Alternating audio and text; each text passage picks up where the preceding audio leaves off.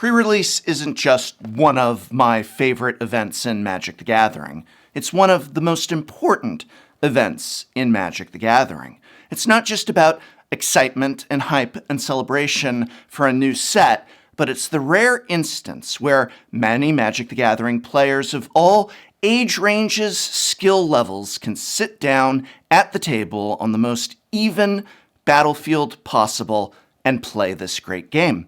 And it doesn't even have to be at your local game store. You can pick up pre-release kits from your local game store to take home to play with family or friends. Some of my best memories are, I kind of collect these, that's why I always have a few extra, taking them out, opening them up, and playing against a friend for weeks, even months, with my pre-release pool, rebuilding the deck, occasionally adding a pack for each of us at the same time. It's a fantastic experience, whether you are able to attend a local game store's pre-release or just pick up some kits to go home to play elsewhere. It is worth it, but it is changing. Wizards of the Coast has, and I'm going to be honest here, unexpectedly done a fundamental change to Magic the Gathering pre-release. Starting with Streets of New Capenna, Wizards of the Coast is trying something new. And by new, I mean old. Instead of letting Magic Arena and before it, Magic Online, have access to the new set and the new cards for a full week before local game stores even receive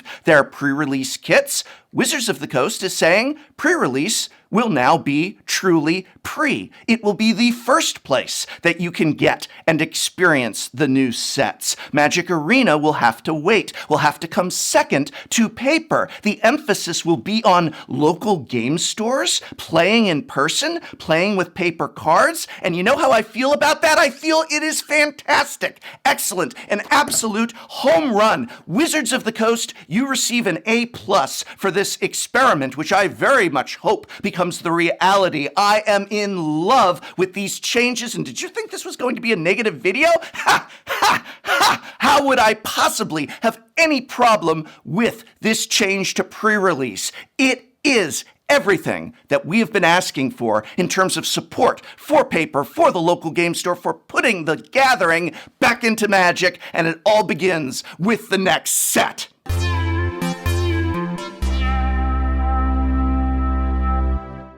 There is a certain poeticism to the fact that Wizards of the Coast has made this change emphasizing paper play and the local game store right at the same time that I am launching my Kickstarter for a deck box that I helped design. That's right, if you haven't already heard, there is a Kickstarter launching and you can follow it now because there's some special things coming up early on. The deck box, this is the first time anyone has seen the outside of it. I'm not opening it. There's some amazing features and aspects to the interior, things that are unique. This isn't just me slapping my logo on an existing deck box. I've been working for over a year with the lead designer at GameGenic, a company that consistently puts out some of the best gaming accessories, to put things inside this box that simply have not existed, do not exist, in addition to ensuring that it has all the qualities that I would want in the ultimate deck box, a deck box for everyone. I was able to work in cooperation with them to design features and ideas that simply didn't exist before. It's the result of me hearing every letter from Magic the Gathering players over the years, every request, every disappointment, every little feature that they want and I want in a deck box. No, it's not just my logo. It's my dreams made real, and I cannot wait to show you what I have created this Wednesday. But yeah, Wizards of the Coast, putting the emphasis on in-person play. It's something I care about. People thought I was going to make an NFT. Why would I make an NFT? Do you even know about me that I would do? No, real things, real. It's real. And you can follow the link to the Kickstarter so that you are notified the moment it goes live on March 15th.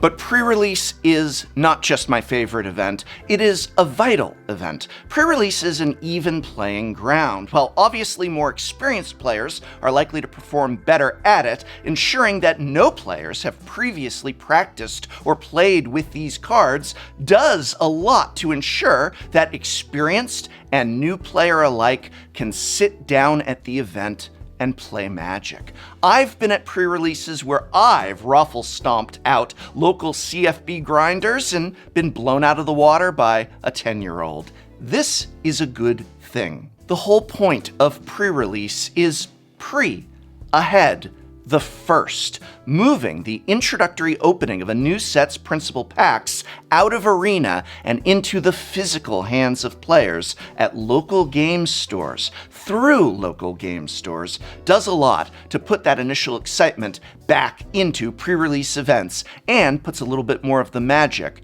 back into the gathering. That magic got a little bit lost when enfranchised Arena folks had access to those cards a full week before casual paper players, giving already stronger players an advantage they didn't really need to play in a non-competitive event. They get no significant bonus for spiking. Sure, everyone likes to win, but winning isn't the only thing that matters. For pre-release, I'd argue it's the last thing that matters when compared to the excitement of opening up brand new cards, slapping 40 of them into a deck with bad mana fixing, and trying to land that sweet new bomb you just cracked. Arena getting the cards early gave advantage to those who had played with those cards on Arena, sure, but it also took a lot of that magic out of pre-release when so many people in the room had already been playing with those cards for, again, a week. Not to mention the effect on local game stores. If your local game store is the first place that you can go to get and experience the new set,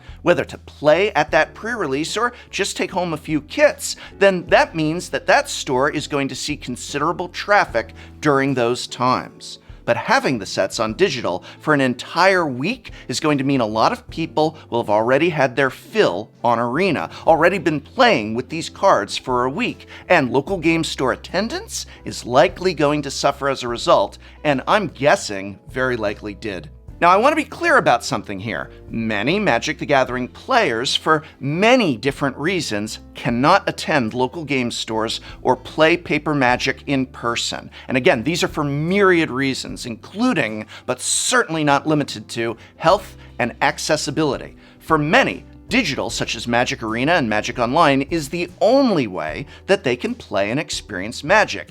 And that is absolutely valid. And I think that perhaps the entire week delay from pre-release to paper launch might be longer than necessary. And I could see digital getting the full set release, let's say the Monday after pre-release weekend. You know what? I'll even acknowledge that having digital and paper release the cards on the same day, in this case, pre-release weekend, if digital got them on the same moment that paper got them, that has merit. I can see that. It might not be my personal choice, but I wouldn't see that as extremely detrimental. In the same way that I see digital getting the cards an entire week ahead of local game stores as being, yes, detrimental for the reasons I have outlined. That week was hurting so many aspects of the game, draining not only sales and attendance from the heart of Magic the Gathering, meaning local game stores, but also just diminishing this great event. So this experiment, in my evaluation, is an A+,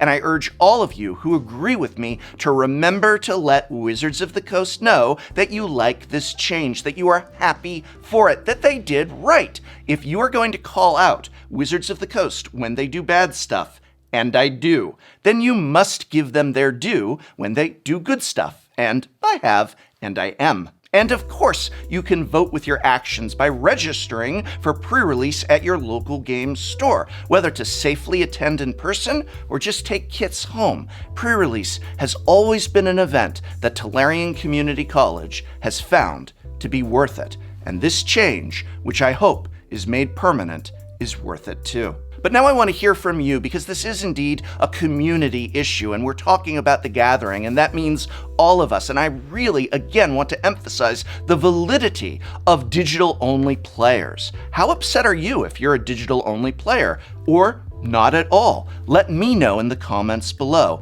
what you think about this change and whether you want it to last. And remember, you can already begin following my project on Kickstarter so that you can stay up to date on everything involving, oh, I haven't even told you the name. What do you think the name of my deck box is? Let me know in the comments below, and be sure to give a follow.